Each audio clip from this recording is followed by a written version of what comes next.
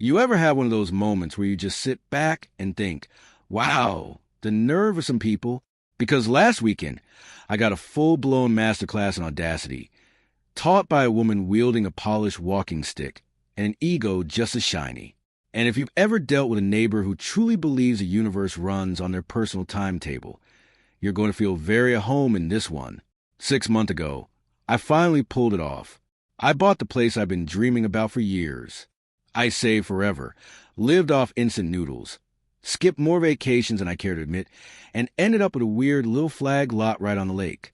If you don't know the term, picture a property shaped like a long pipe, about 200 feet of narrow driveway before it opens up into a wide, peaceful slice of lakeside paradise. It cost more than I'll ever tell my parents, but it was worth every penny. Privacy, water out front, the whole dream. Here's where things get interesting. My property backs right up against the HOA's so-called community park, which is really just a strip of grass with a couple of benches. No fence between us. Just a few tiny survey stakes poking out of the ground.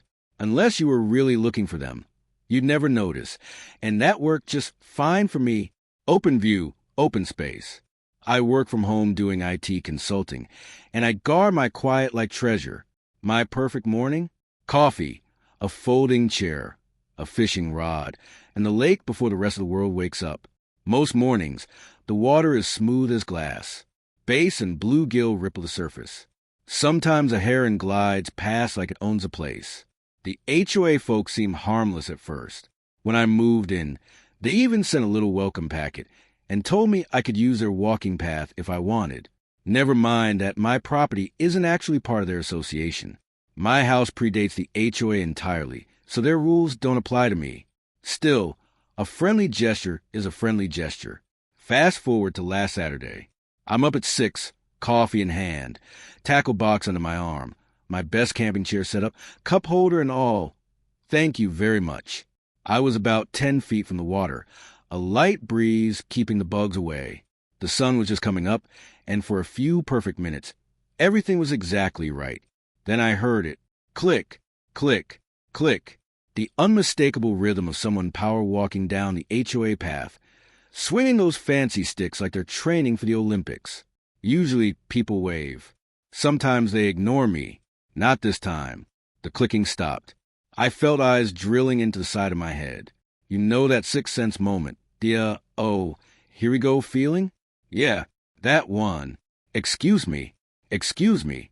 That tone, that isn't really a question. It's a command.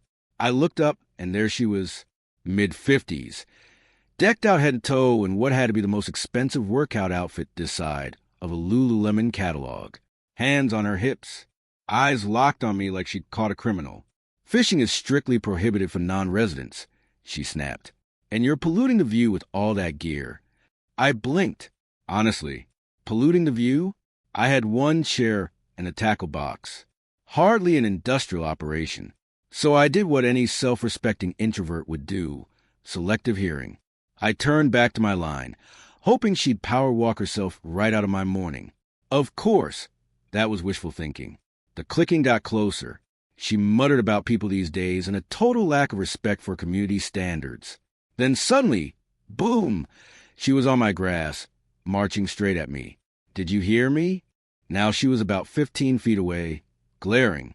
Ma'am, I said, keeping my voice level, I think there's been a misunderstanding. No misunderstanding, she snapped. This is the Homeowners Association's common area. You need a member ID to be here. And I can tell just by looking at you, you don't have one. I was wearing jeans and a t-shirt. Not fancy, sure, but not exactly trespassing attire either. Apparently, I missed a memo on dress codes for backyard fishing. I don't need a car to sit in my own backyard. I told her. She laughed. A short, sharp sound that crawled right under my skin. Your backyard? That's adorable. I know who bought that house up on the hill, and it definitely wasn't anyone who looks like you. She let that hang in the air. My jaw tightened, but I stayed calm. Ma'am, I'm going to need you to leave my private property. Wrong move. She went bright red, stomped closer, and whipped out her phone. Private property? Are you kidding me? This entire shoreline belongs to the HOA. I've been the architectural review chair for 7 years. I know every inch of this place. She waved her phone like a badge. You have 30 seconds to pack up your junk and leave before I call the police for trespassing and illegal poaching. I calmly pointed to the nearest survey stake. Reception's usually better if you stand by that stake. She stomped over, phone pressed her ear. And here's the punchline. That stake marked the edge of my property, which meant she was now a good 15 feet inside my yard, yelling to 911 about an unstable man with fishing gear pillaging the lake. I swear, possibly armed with fishing equipment. I made a mental note to tell my wife that one. She glared at me while she waited for the cops. I ignored her and caught a base, which somehow made her even angrier. When she finally hung up, she stormed over and hissed, "The police are on their way. You're in serious trouble." I reeled in my line, calm as stone. Let's see what they have to say. 10 minutes later, a cruiser rolled slowly down my long, narrow driveway. Karen? Yeah. At this point, I was definitely calling her that. Karen snapped to attention, straightened her posture, plastered on her best helpless victim expression, and hustled toward the officers. 2 of them stepped out of the cruiser. The older one had that tired. I've seen every version of this look. The younger one looked like he'd been waiting all week for something interesting to happen. Karen launched into her performance. "Officers, thank goodness you're here. This man is trespassing on HOA property, fishing illegally, and he threatened me." The older officer glanced at her, then at me, then back again. "Ma'am," he said calmly, "what exactly did he threaten you with?" She hesitated. Well, not with words. But he refused to leave when I told him this was private HOA property. The officer turned to me. "Mind telling me what's going on?" I handed over my laminated property survey and plat map. "Morning. Officer, I was fishing in my backyard when this woman demanded I leave. I asked her politely to step off my land. She refused and called you." They took their time, studied the documents, walked over to the stakes, checked the map again. Then the older officer looked at Karen. "Ma'am, you're standing about 15 feet inside this man's private property right now." She sputtered.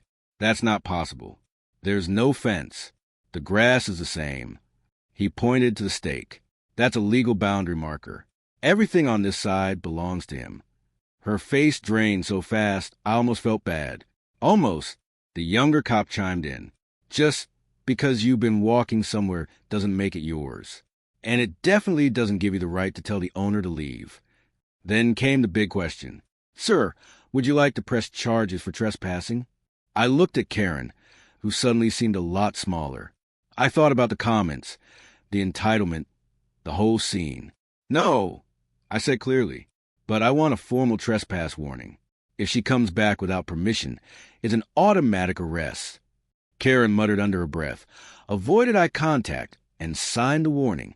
The older officer gave her a brief lecture about abusing 911.